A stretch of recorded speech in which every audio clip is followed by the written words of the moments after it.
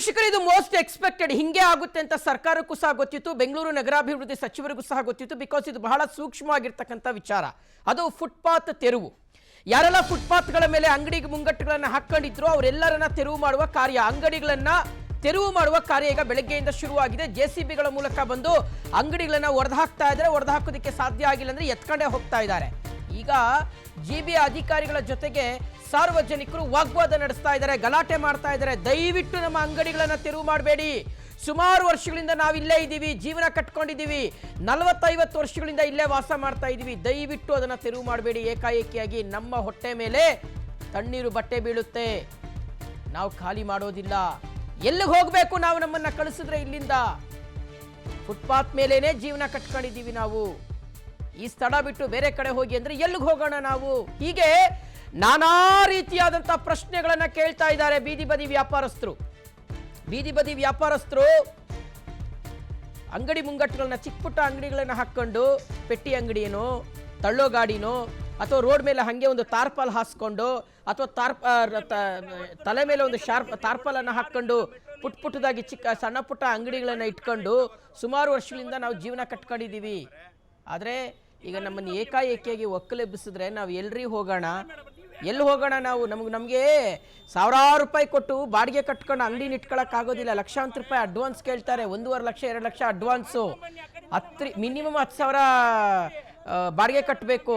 ನಮ್ಮ ಬಿಸ್ನೆಸ್ಸೇ ಅಷ್ಟಾಗಲ್ಲ, ನಾವು ಎಲ್ಲಿಂದ ಕಟ್ಟೋಣ ಅಷ್ಟೊಂದು ಅಂತ ಬೀದಿ ಬದಿ ವ್ಯಾಪಾರಸ್ಥರು ಅಥವಾ ಈ ರಸ್ತೆಗಳ ಮೇಲೆ ಅಂಗಡಿ ಇಟ್ಕೊಂಡಿರ್ತಕ್ಕಂಥವ್ರು GB ಅಧಿಕಾರಿಗಳ ಜೊತೆಗೆ ವಾಗ್ವಾದ ನಡೆಸ್ತಾ ಇದ್ದಾರೆ. ವೀಕ್ಷಕರೇ, ಯಾಕೆ ನಾನು ಇದನ್ನು ಬಹಳ ಸೂಕ್ಷ್ಮ ವಿಚಾರ ಅಂತ ಹೇಳಿದೆ ಅಂದರೆ, ಇದು ಮೋಸ್ಟ್ ಎಕ್ಸ್ಪೆಕ್ಟೆಡ್. ಗೊತ್ತಿತ್ತು, ಹಿಂಗೆ ಆಗುತ್ತೆ ಅಂತ ಗೊತ್ತಿತ್ತು. ಇದೇನು ಗೊತ್ತಿಲ್ಲ ಅಂತ ವಿಚಾರ ಏನಲ್ಲ. ನೀವು ಪುಟ್ಟದಾಗಿ ಯಾವುದೋ ಒಂದು ಅಂಗಡಿ ಹಾಕ್ಕೊಂಡಿದ್ರು ಅನ್ನೋ ಕಾರಣಕ್ಕೋಸ್ಕರ ಈ ಹಿಂದೆ BBMP ಅಸ್ತಿತ್ವದಲ್ಲಿದ್ದಂಥ ಟೈಮ್ನಲ್ಲಿ ಚಿಕ್ಕದಾಗಿ ಒಂದು ಟೀ ಅಂಗಡಿ ಹಾಕ್ಕೊಂಡಿದ್ರು ಕೂಡ ಬಂದು ಅದನ್ನು ಎತ್ತಿಸಿದ್ರೆ ಎಷ್ಟೋ ಸಲ ಗಲಾಟೆಗಳಾಗಿದೆ. ಅಂಥದ್ರಲ್ಲಿ ಬೆಂಗಳೂರಿನಲ್ಲಿ ಸುಮಾರು 20% ರೋಡ್ಗಳನ್ನು ನಾವು ತೆರವು ಮಾಡ್ತೀವಿ. ಎಲ್ಲೆಲ್ಲಿ ಒತ್ತುವರಿ ಆಗಿದೆಯೋ ರಸ್ತೆಗಳು ಅದೆಲ್ಲವನ್ನ ತೆರವು ಮಾಡ್ತೀವಿ ಅಂತ ಸರ್ಕಾರ ಹೇಳ್ಕೊಂಡಿದೆ. ಬೆಂಗಳೂರು ನಗರಾಭಿವೃದ್ಧಿ ಸಚಿವರು ಸಹ ಅದನ್ನೇ ಹೇಳ್ಕೊಂಡಿದ್ದಾರೆ. ಆದರೆ ಈಗ ಇದನ್ನು ಯಾವ ರೀತಿಗೆ ತೆರವು ಮಾಡಬೇಕು ಅನ್ನುವಂಥದ್ದು ಈಗಿರ್ತಕ್ಕಂಥ ದೊಡ್ಡ ಪ್ರಶ್ನೆ. ಎಲ್ಲರೂ ಬಡವರೇ, ಶ್ರೀಮಂತರು ಯಾರು ಅಂಗಡಿಗಳು ರಸ್ತೆ ಬದಿ ಅಂಗಡಿ ಹಾಕೊಂಡಿರಲ್ಲ, ಎಲ್ಲ ಬಡವರಿದ್ದಾರೆ. ಸೊ ಹಾಗಾಗಿ ಇದಕ್ಕೆ ಯಾವ ರೀತಿಗೆ ಸರ್ಕಾರ ಉತ್ತರ ಕೊಡುತ್ತೆ, ಅವರನ್ನು ಯಾವ ರೀತಿಗೆ ಸಮಾಧಾನ ಮಾಡುತ್ತೋ ಗೊತ್ತಿಲ್ಲ. ಮೇಡಮ್, ನಮಗೆ ನ್ಯಾಯ ಕೊಡಿ. 40 ವರ್ಷಗಳಿಂದ ಇಲ್ಲೇ ಇದ್ದೀವಿ ನಾವು, ಇಲ್ಲಿ ಬೇರೆ ಯಾರೂ ಇರಲಿಲ್ಲ, ನಾವು ಮಾತ್ರ ವಾಸವಾಗಿದ್ದೀವಿ. ಈಗಲೇ ಖಾಲಿ ಮಾಡಿ ಅಂದರೆ ಎಲ್ಲಿ ಹೋಗೋಣ ನಾವು? ಮೊದಲು ಬೇರೆಡೆ ಇರುವಂತಹ ಅಕ್ರಮವನ್ನು ತಾವು ತೆರವು ಮಾಡಿ ಆಮೇಲೆ ನಮ್ಗೆ ಹೇಳಿ. GB ಅಧಿಕಾರಿಗಳು ಸ್ಥಳೀಯರ ಜೊತೆಗೆ ಗಲಾಟೆ ಮಾಡ್ಕೊತಾ ಇದ್ದಾರೆ, ಮಾತಿನ ವಾಗ್ವಾದ ನಡೆಸ್ತಾ ಇದ್ದಾರೆ. GB ಅಧಿಕಾರಿಗಳಾದ್ರೂ ಏನ್ ಮಾಡಿ ಯಾರು? ಅವ್ರಿಗಿರ್ತಕ್ಕಂತಹ ಪವರ್ ಆದ್ರೂ ಏನು? ಮೇಲಾಧಿಕಾರಿಗಳು ಹೇಳಿದ್ದಾರೆ, ಸರ್ಕಾರ ಹೇಳಿದೆ, ಸಚಿವರು ಹೇಳಿದ್ದಾರೆ. ಮಾಡಿಲ್ಲ ಅಂದ್ರೆ ನಮ್ಮ ವಿರುದ್ಧ ಕ್ರಮ ಕೈಗೊಳ್ತಾರೆ. ಹಾಗಾಗಿ ನಮಗೆ ಟಾಸ್ಕ್ ಕೊಟ್ಬಿಟ್ಟಿದ್ದಾರೆ, ನಮಗೆ ಟಾಸ್ಕ್ ಕೊಟ್ಟಿದ್ದಾರೆ, ನಾವು ಮಾಡಲೇಬೇಕು. ಇಲ್ಲ ಇಟ್ಕೆ ಕಲ್ಲುಗಳನ್ನ ಇಟ್ಕೊಂಡು, ಸ್ಲ್ಯಾಬ್ಗಳನ್ನ ಇಟ್ಕೊಂಡು ಏನಾದರೂ ಅಂಗಡಿ ಮುಂಗಟ್ಟುಗಳನ್ನ ಕಟ್ಕೊಂಡಿದ್ರೆ ಹೊಡೆದಾಕ್ತಾರೆ. ಇಲ್ಲ ಈ ಕಬ್ಬಿಣದ ರೇಕುಗಳ ಮೂಲಕ ಏನಾದರೂ ಈ ಪೆಟ್ಟಿ ಅಂಗಡಿ ಇಟ್ಕೊಂಡಿದ್ರೆ ಹಾಗೆ ಎತ್ಕೊಂಡು ಹೋಗ್ತಾ ಇದ್ದಾವೆ JCBಗಳು ಬಂದು. ಏನು ಮಾಡೋಣ ನಾವು? ಈ ಪ್ರಶ್ನೆನ ಬೀದಿ ಬದಿ ವ್ಯಾಪಾರಸ್ಥರು ಕೇಳ್ತಾ ಇದ್ದಾರೆ. ನಮ್ಮ ಬೆಂಗಳೂರಿನಲ್ಲಿ 1 ಲಕ್ಷಕ್ಕೂ ಹೆಚ್ಚು ಬೀದಿ ಬದಿ ಅಂಗಡಿಗಳಿದ್ದಾವೆ. ಇದು ನಿಖರವಾಗಿರ್ತಕ್ಕಂಥ ಎಕ್ಸಾಕ್ಟ್ ನಂಬರ್ಸ್ ಅಲ್ಲ ವೀಕ್ಷಕರೇ, ಒಂದು ಅಂದಾಜು ಮೇಲೆ ಹೇಳ್ತಾ ಇರೋದು. ಆಮೇಲೆ ಸರ್ಕಾರ ಏನು ಹೇಳ್ತಾ ಇದೆ ಅಂದರೆ, ನಾವು ಎಲ್ಲ ಕಡೆ ಇದನ್ನು ತೆರವು ಮಾಡ್ತಾ ಇಲ್ಲ, ಬರೀ 20% ಅಷ್ಟೇ. ಮೇನ್ ರಸ್ತೆಗಳು ಏನಿದಾವಲ್ಲ ಅಲ್ಲಿ ಮಾತ್ರ ನಾವು ತೆರವು ಮಾಡ್ತಾ ಇದ್ದೀವಿ. ಅವ್ರಿಗೆ ಪರ್ಯಾಯವಾಗಿರ್ತಕ್ಕಂಥ ಜಾಗವನ್ನು ಕಲ್ಪಿಸ್ಕೊಡ್ತೀವಿ ಅಂತಲೂ ಹೇಳಿಲ್ಲ. ಆದರೆ ಏಕಾಏಕಿಯಾಗಿ ಎತ್ತಿ ನಿಮ್ಮ ಅಂಗಡಿ ಎತ್ತಿ ಅಂದರೆ ಎಲ್ಲಿಗೆ ಹೋಗ್ತಾರೆ ಅವರು ಅಂತ. ಈಗ ಪರ್ಯಾಯವಾಗಿ ಬೇರೆ ಎಲ್ಲಾದರೂ ಸ್ಥಳವನ್ನು ಗುರುತಿಸ್ಕೊಟ್ರೆ ಅವ್ರೇನೋ ಬದುಕನ್ನು ಕಟ್ಕೋತಾರೆ. ಒಂದು ಸ್ವಲ್ಪ ಸಮಯಾವಕಾಶವನ್ನು ಕೊಡಬೇಕು ಅವರು ಶಿಫ್ಟ್ ಆಗೋವರೆಗೂ ಸಹ. ಏಕಾಏಕಿಯಾಗಿ ತೆಗೀರಿ ಅಂದರೆ ನಾವು ಎಲ್ಲಿಗೆ ಹೋಗೋಣ, ಹೆಂಗೆ ತೆಗಿಯೋಣ ಅನ್ನೋದೊಂದು ಪ್ರಶ್ನೆಯನ್ನು ಈಗ ಬೀದಿ ಬದಿ ವ್ಯಾಪಾರಸ್ಥರು ಮಾಡ್ತಾ ಇರ್ತಕ್ಕಂಥದ್ದು. ಅಂಗಡಿ ಮುಂಗಟ್ಟುಗಳು, ಸಣ್ಣ ಪುಟ್ಟ ಅಂಗಡಿ ಮುಂಗಟ್ಟುಗಳನ್ನ ಇಟ್ಕೊಂಡು ನೋಡಿ, ಎಷ್ಟೋ ಜನ ಈ ಟೀ ಕಾಫಿ ಅಂಗಡಿಗಳು ಇಟ್ಕೊಂಡಿದ್ದಾರೆ, ಎಷ್ಟೋ ಜನ ಈ ಹಣ್ಣು ತರಕಾರಿ ಅಂಗಡಿಗಳನ್ನ ಇಟ್ಕೊಂಡಿದ್ದಾರೆ, ಎಷ್ಟೋ ಜನ ಬೀದಿ ಬದಿಯಲ್ಲೇ ಈ ಬೆಳಗ್ಗೆ ತಿಂಡಿ ಉಪಹಾರವನ್ನು ಮಾರಾಟ ಮಾಡುವಂತಹ ಅಂಗಡಿಗಳನ್ನ ಇಟ್ಕೊಂಡಿದ್ದಾರೆ. ಹೂವನ್ನು ವ್ಯಾಪಾರ ಮಾಡೋರು ತುಂಬ ಜನ ಇದ್ದಾರೆ. ಎಲ್ಲರೂ ಕೂಡ ಹೋಗಿ ಮಾಲ್ಗಳಲ್ಲಿ ಖರೀದಿ ಮಾಡೋಕ್ಕಾಗಲ್ಲ ಕಣ್ರಿ. ಎಲ್ಲರೂ ಪ್ರತಿ ಸಲ ತರಕಾರಿ ಹಣ್ಣುಗಳನ್ನೆಲ್ಲ ದೊಡ್ಡ ಮಾಲ್ಗೆ ಹೋಗಿ ತಗೊಂಬರ್ಬೇಕು ಅಂತ ಇಲ್ಲ. 80% 90% ಜನ ಎಲ್ಲರೂ ಸಹ ನಾವೆಲ್ಲರೂ ಕೂಡ ಬೀದಿ ಬದಿ ವ್ಯಾಪಾರಸ್ಥರಿಂದಲೇ ಖರೀದಿ ಮಾಡೋದು. ಸೊ ಅಂಥ ಸಂದರ್ಭದಲ್ಲಿ ನಾವೇನು ಮಾಡಬೇಕು ಅಂತ. ಈಗ ಯಾಕಿದು ಸೂಕ್ಷ್ಮ ವಿಚಾರ ಅಂತ ನಾನು ಪದೇ ಪದೇ ಹೇಳ್ತಾ ಇದ್ದೀನಿ ಅಂದರೆ, ಸರ್ಕಾರ ಹೇಳ್ತಾ ಇರ್ತಕ್ಕಂಥದ್ರಲ್ಲಿ ತಪ್ಪೇನಿಲ್ಲ. ಸರ್ಕಾರ ಏನು ಹೇಳ್ತಾ ಇದೆ ಅಂದರೆ, ನೋಡಿ ಜನರು ಓಡಾಡ್ಲಿಕ್ಕೆ ಇರ್ತಕ್ಕಂಥ ಫುಟ್ಪಾತ್ಗಳನ್ನು ಇವರು ಒತ್ತುವರಿ ಮಾಡ್ಕೊಂಡಿರೋದ್ರಿಂದ ಜನ ಏನು ಮಾಡ್ತಾರೆ, ರಸ್ತೆಗೆ ಬರ್ತಾರೆ. ಫುಟ್ಪಾತ್ ಮೇಲೆ ನಡಿಲಿಕ್ಕೆ ಜಾಗ ಇಲ್ಲ ಅಂದ್ರೆ ಏನು ಮಾಡ್ತಾರೆ, ಮೇನ್ ರೋಡ್ಗೆ ಇಳಿತಾರೆ, ರಸ್ತೆಗೆ ಇಳಿತಾರೆ. ವಾಹನಗಳು ಓಡಾಡ್ತಾವಲ್ಲ ಆ ರಸ್ತೆಗೆ ಇಳಿತಾರೆ. ಆ ಕಡೆಯಿಂದ ಯಾವುದೋ ಬೈಕೋ ಕಾರೋ ಬಂದರೆ ಗುದ್ಕೊಂಡು ಹೋಗ್ಬಿಡುತ್ತೆ ಅಂತ ಸುಮಾರು ಜನ ಸತ್ತು ಹೋಗಿದ್ದಾರೆ. ಹಿಂಗೆ ಪಾದಚಾರಿಗಳಿಗೆ ವಾಹನಗಳು ಏನಕ್ಕೆ ಡಿಕ್ಕಿ ಹೊಡೆಯುತ್ತೆ ಅಂದರೆ ಇದೇ ಕಾರಣಕ್ಕೋಸ್ಕರ. ಫುಟ್ಪಾತೇ ಜಾಗ ಇಲ್ಲ, ಓಡಾಡೋದಕ್ಕೆ ಫುಟ್ಪಾತ್ ಇರೋದು. ಫುಟ್ಪಾತ್ನಲ್ಲಿ ಜಾಗ ಇಲ್ಲ ಅಂದರೆ ಜನರು ಏನು ಮಾಡ್ತಾರೆ, ಸುತ್ತಿ ಬಳಸಿ ಹಂಗೆ ರಸ್ತೆಗೆ ಇಳಿತಾರೆ. ಹಂಗೆ ರಸ್ತೆಗೆ ಇಳಿತಾ ಇದ್ದಾಗ ಆ ಕಡೆಯಿಂದನೂ ಹಿಂದ್ಗಡೆಯಿಂದನೂ ಯಾವುದೋ ಒಂದು ಗಾಡಿ ಬಂದು ಹೊಡ್ಕೊಂಡು ಹೋಗುತ್ತೆ ಅನ್ನೋದು ಸರ್ಕಾರದ ಒಂದು ವಾದ. ಸೊ ಹೀಗಾಗಿ ಈ 20% ಜಾಗವನ್ನು ನಾವೇನು ತೆರವು ಮಾಡ್ತಾ ಇದೀವಿ ಅಂತ ಸರ್ಕಾರ ಹೇಳ್ಕೊಳ್ತಾ ಇದೆಯಲ್ಲ, ಆ 20%ನಲ್ಲಿ ಇರ್ತಕ್ಕಂಥ ಬೀದಿ ಬದಿ ವ್ಯಾಪಾರಸ್ಥರಿಗೆ ಪ್ರತ್ಯೇಕವಾಗಿರ್ತಕ್ಕಂಥ ಪರ್ಯಾಯವಾಗಿರ್ತಕ್ಕಂಥ ವ್ಯವಸ್ಥೆನ ಯಾವ ರೀತಿಯಾಗಿ ಕಲ್ಪಿಸಿಕೊಡ್ತಾ ಇದ್ದೀರಿ, ಅದೀಗಿರ್ತಕ್ಕಂಥ ದೊಡ್ಡ ಪ್ರಶ್ನೆ. ಸಿಕ್ಕಾಪಟ್ಟೆ ಗಲಾಟೆ ಆಗ್ತಾ ಇದೆ. ಖಂಡಿತವಾಗ್ಲೂ ಮುಂದಿನ ಹಂತಗಳಲ್ಲಿ ಮುಂದುವರಿಯುವಂಥ ಎಲ್ಲ ಲಕ್ಷಣಗಳು ಕಾಣಿಸ್ತಾ ಇದೆ.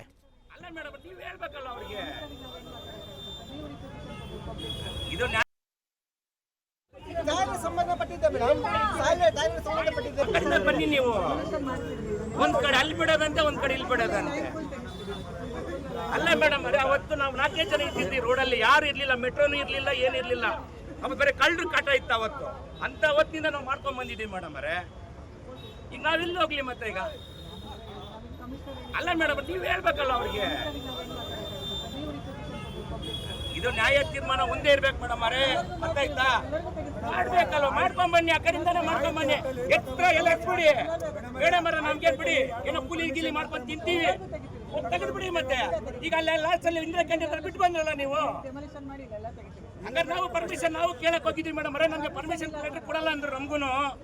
ನಾವು ಕೇಳಕ್ ಹೋಗಿದ್ದೀವಿ. ನಾವು 40 ವರ್ಷ ಕಾಂಗ್ರೆಸ್ ಅಲ್ಲಿ ಮಾಡಿದ್ ನಾವೇ, ನಮ್ಗೇನಿದೆ ಇಲ್ಲಿ? ಅಲ್ಲ ನ್ಯಾಯ ನೀತಿ ಧರ್ಮ ಬೇಕಲ್ವಾ? ಅವಾಗ್ಲೂ ಅಲ್ಲ ಬನ್ನಿ ನೀವು, ಒಂದ್ ಕಡೆ ಅಲ್ಲಿ ಬಿಡೋದಂತೆ, ಒಂದ್ ಕಡೆ ಇಲ್ಲಿ ಬಿಡೋದಂತೆ. ಅಲ್ಲ ಮೇಡಮ್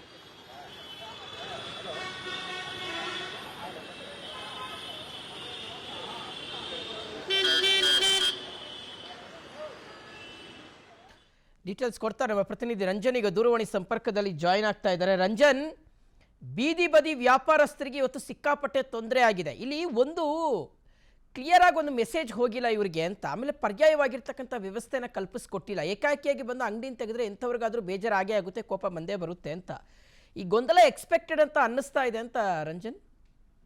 ಶಿವು, ಖಂಡಿತವಾಗ್ಲೂ ಕೂಡ ಏನು ಪಾದಚಾರಿ ಅತಿಕ್ರಮಣ ಮಾಡ್ಕೊಂಡಿರುವಂತಹ ವ್ಯಾಪಾರಸ್ಥರಿರ್ಬೋದು, ಅಂಗಡಿ ಮುಂಗಟ್ಟುಗಳಿರ್ಬೋದು, ಇವುಗಳನ್ನ ಈಗಾಗಲೇ ಜಿಬಿ ಅಧಿಕಾರಿಗಳು ತಮ್ಮ JCB ಮೂಲಕ ತೆರವನ್ನಗೊಳಿಸುವಂತಹ ಕೆಲಸವನ್ನ ಬೆಂಗಳೂರಿನ ನಾನಾ ಏರಿಯಾಗಳಲ್ಲಿ ಭಾಗಗಳಲ್ಲಿ ಮಾಡ್ತಿದ್ದಾರೆ. ಈಗ ಸದ್ಯಕ್ಕೆ ನಾನೀಗ ಲೈವ್ ಎಕ್ಸಾಂಪಲ್ ಜೊತೆ ನಿಮಗೆ ಎಕ್ಸ್ಪ್ಲೇನ್ ಮಾಡ್ತಾ ಹೋದ್ರೆ, ಸದ್ಯಕ್ಕೆ ನಾನೀಗ ಇರುವಂತದ್ದು Katriguppe main road Banashankari 3rd stage ನಲ್ಲಿ ಇದ್ದೀನಿ. ಸೊ ಇಲ್ಲಿ ತೆರವು ಕಾರ್ಯಾಚರಣೆಯನ್ನ ಈಗಾಗಲೇ ಮಾಡ್ತಿದ್ದಾರೆ. ಮಾಡುವಂತ ಸಂದರ್ಭದಲ್ಲಿ ವ್ಯಾಪಾರಸ್ಥರು ಒಂದ್ ಕಡೆಯಿಂದಾಗಿ ಅಥವಾ ಅಂಗಡಿ ಮುಂಗಟ್ಟಿನ ಮಾಲೀಕರೇನಿದ್ದಾರೆ, ನಮಗೆ ಏಕಾಏಕಿಯಾಗಿ ನೀವು ತೆರವುಗೊಳಿಸ್ತಿದ್ದೀರಿ, ನಮ್ಗೆ ಯಾವುದೇ ಮಾಹಿತಿ ಇಲ್ಲ ಅನ್ನುವಂತ ಮಾತನ್ನ ವ್ಯಾಪಾರಸ್ಥರು ಹೇಳ್ತಿದ್ರೆ ಒಂದ್ ಕಡೆಯಿಂದಾಗಿ. ಮತ್ತೊಂದ್ ಕಡೆಯಿಂದಾಗಿ ಈ ಭಾಗದ AEEಗಳು ಮತ್ತು ಎಗಳನ್ನ ವಿಚಾರಿಸಿದಂತ ಸಂದರ್ಭದಲ್ಲಿ ಅವರು ವಿತ್ ಫೋಟೋ ನಾವು ಈ ನೋಡಿ ಸರ್, ನಾವು 3-4 ದಿನಗಳ ಹಿಂದೆ ಬಂದು ಒಂದು ಬಾರಿ ವಾರ್ನಿಂಗ್ ಅನ್ನ ಮಾಡಿದ್ವಿ, ಈ ರೀತಿಯಾಗಿ ನೀವು ಅತಿಕ್ರಮಣ ಮಾಡ್ಕೊಂಡಿದ್ದೀರಾ, ತೆರವುಗೊಳಿಸಬೇಕು ಅನ್ನುವಂಥ ರೀತಿಯಲ್ಲಿ ಕೂಡ ಅವರಿಗೆ ಸೂಚನೆ ಕೊಟ್ಟಿದ್ದೀವಿ ಅನ್ನುವಂಥದ್ದನ್ನ ಜಿಯೋ ಪ್ರೆಮಿಸ್ ನ ಲೊಕೇಶನ್ ಹೊಂದಿರುವಂತಹ ಫೋಟೋ ಸಮೇತ ನಮಗೆ ಎಕ್ಸಾಂಪಲ್ಸ್ ಅನ್ನ ಕೊಡ್ತಾ ಹೋಗ್ತಿದ್ದಾರೆ. ಆದ್ರೆ ಇಲ್ಲಿ ಘರ್ಷಣೆ ಆಗ್ತಿದೆ ಒಂದ್ ಕಡೆಯಿಂದಾಗಿ ವ್ಯಾಪಾರಸ್ಥರಿರ್ಬೋದು ಅಥವಾ ಅಂಗಡಿ ಮುಂಗಟ್ಟು ಮಾಲೀಕರಿರ್ಬೋದು, ಬೀದಿ ಬದಿ ವ್ಯಾಪಾರಸ್ಥರಿರ್ಬೋದು, ಇವ್ರ ನಡುವೆ ಮತ್ತು AEEಗಳ ನಡುವೆ ಘರ್ಷಣೆ ಜೊತೆಗೆ ಮಾತುಕತೆ ಕೂಡ ಆಗ್ತಿರುವಂತದ್ದು. ಯಾಕೆ ಅಂತ ಹೇಳಿದ್ರೆ ಒಂದ್ ಕಡೆಯಿಂದಾಗಿ ನಮ್ಮ ಅಂಗಡಿಯ ಮುಂಭಾಗದ ರಸ್ತೆಯನ್ನ ನಾವು ಅತಿಕ್ರಮಣ ಮಾಡ್ಕೊಂಡಿದೀವಿ ಅಂತ ಹೇಳಿ ನೀವು ತೆರವುಗೊಳಿಸಿದೀರಲ್ವಾ, ಬೆಂಗಳೂರಿನ ನಾನಾ ಭಾಗಗಳಲ್ಲಿ ಈ ರೀತಿಯಾಗಿದೆ, ಅದನ್ನ ನೀವು ಮಾಡ್ತಿದ್ದೀರಾ ಅನ್ನುವಂತ ಪ್ರಶ್ನೆಯನ್ನು ಕೂಡ ಮಾಡ್ತಿರುವಂತದ್ದು. ಒಂದು ಹಂತದಲ್ಲಿ ಇದು ವ್ಯಾಪಾರಸ್ಥರಿಗೆ ನುಂಗಲಾದ ತುತ್ತಾಗಿರುವಂತದ್ದು. ಯಾಕೆಂತ ಹೇಳಿದ್ರೆ ವ್ಯಾಪಾರಸ್ಥರು ಹೇಳ್ತಿರುವ ಮಾತಿನ ಪ್ರಕಾರ ಏಕಾಏಕಿಯಾಗಿ ನೀವು ಬಂದು ಈ ತರ ತೆರವುಗೊಳಿಸಿದ್ದೀರಾ, ನಮಗೆ ಪರ್ಯಾಯ ವ್ಯವಸ್ಥೆಯನ್ನು ಕೂಡ ಕಲ್ಪಿಸಿಕೊಟ್ಟಿಲ್ಲ ಅನ್ನುವಂತ ನಿಟ್ಟಿನಲ್ಲಿ ಕೂಡ ಈ ವ್ಯಾಪಾರಸ್ಥರು ಆಕ್ರೋಶನ ಹೊರಹಾಕ್ತಿದ್ದಾರೆ. ಆದ್ರೆ JB ಅಧಿಕಾರಿಗಳ ಕಡೆಯಿಂದ ಬರ್ತಿರುವ clarification with photo with evidence ಈಗಾಗಲೇ ನಾವು ಆಲ್ರೆಡಿ ಇಂಟಿಮೇಷನ್ ಕೊಟ್ಟಿದ್ದೀವಿ ಅನ್ನುವಂಥದ್ದನ್ನು ಕೇಳ್ತಿದ್ದಾರೆ. ಆದ್ರೆ ಅಧಿಕಾರಿಗಳು ಹೇಳ್ತಿರುವಂತದ್ದು ಫುಟ್ಪಾತ್ ಏನಿದೆ, ಪಾದಚಾರಿ ಮಾರ್ಗ ಏನಿದೆ, ಇದು GBA ಸ್ವತ್ತಾಗಿದೆ. GBA ರಂಜನ್, ಈಗ ಈ ಹಿಂದೆ BBMP ಅಸ್ತಿತ್ವದಲ್ಲಿ ಇದ್ದಂಥ ಸಂದರ್ಭದಲ್ಲಿ ಎಷ್ಟೋ ಬೀದಿ ಬದಿ ಅಂಗಡಿಗಳಿಗೆ ಅವರೇ ಪರ್ಮಿಷನ್ ಕೊಟ್ಟಿದ್ದಾರೆ. BBMP ಪರ್ಮಿಷನ್ ತಗೊಂಡು ಎಷ್ಟೋ ಕಡೆಗಳಲ್ಲಿ ಅಂಗಡಿ ಹಾಕಬೇಕು ಅನ್ನುವಂಥದ್ದು, ಆ ರೀತಿಗೆ ಪರ್ಮಿಷನ್ ತಗೊಂಡು ಅಂಗಡಿ ಹಾಕೊಂಡಿದ್ದಾರೆ ಅನ್ನೋದು ಒಂದು. ಎರಡನೆಯದು ಅನಧಿಕೃತವಾಗಿ ಬಂದು ಮಾಮೂಲನ್ನ ಕೇಳಿರ್ತಕ್ಕಂಥ ಎಷ್ಟು ಜನ ಅಧಿಕಾರಿಗಳನ್ನ ಪೊಲೀಸ್ ಡಿಪಾರ್ಟ್ಮೆಂಟ್ನಲ್ಲಿ ಕೆಲಸ ಮಾಡ್ತಾ ಇರ್ತಕ್ಕಂಥವ್ರನ್ನ ನಾವು ಪ್ರತ್ಯೇಕವಾಗಿ ಬಿಡಿಸಿ ಹೇಳಬೇಕಾಗಿಲ್ಲ. ಮೂರನೇದು 2-3 ದಿನ ಹಿಂದೆ ಬಂದ್ಬಿಟ್ಟು ನೋಟಿಸ್ ಕೊಡ್ತಾರೆ ಅನ್ನೋದಾದ್ರೆ ಬರೀ 2-3 ದಿನಗಳಲ್ಲಿ ಬೇರೆ ಕಡೆಗೆ ಇವರು ಜೀವನ ಕಟ್ಕೊಳ್ಳೋದಕ್ಕೆ ಸಾಧ್ಯ ಆಗುತ್ತಾ ರಂಜನ್?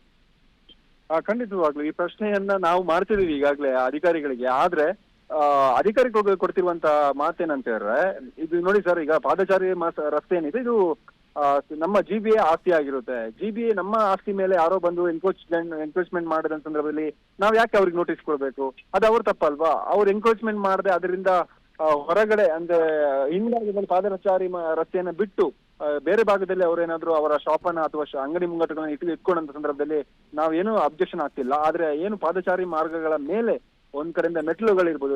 ಫಾರ್ ಎಕ್ಸಾಂಪಲ್, ಈಗ ಒಂದು ಮೆಡಿಕಲ್ ಶಾಪ್ ಇದೆ, ಆ ಮೆಡಿಕಲ್ ಶಾಪ್ ನ ಮೆಟ್ಟಿಲು ಪಾದಚಾರಿ ರಸ್ತೆ ಮೇಲೆ ಬಂದಿದೆ. ಆದ್ರೆ ಮೆಟ್ಟಿಲನ್ನು ಮಾತ್ರ ತೆಗೆಯುವಂತ ಕೆಲಸವನ್ನು ಅಧಿಕಾರಿಗಳು ಮಾಡ್ತಿದ್ದಾರೆ.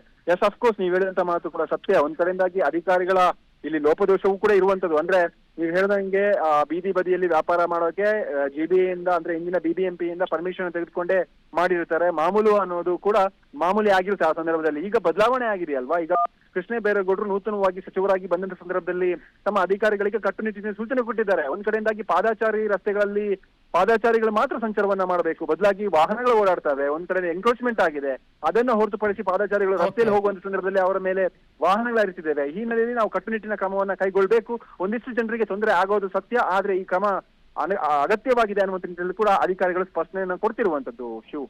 Okay Ranjan, thank you ಡೀಟೇಲ್ಸ್ಗೆ.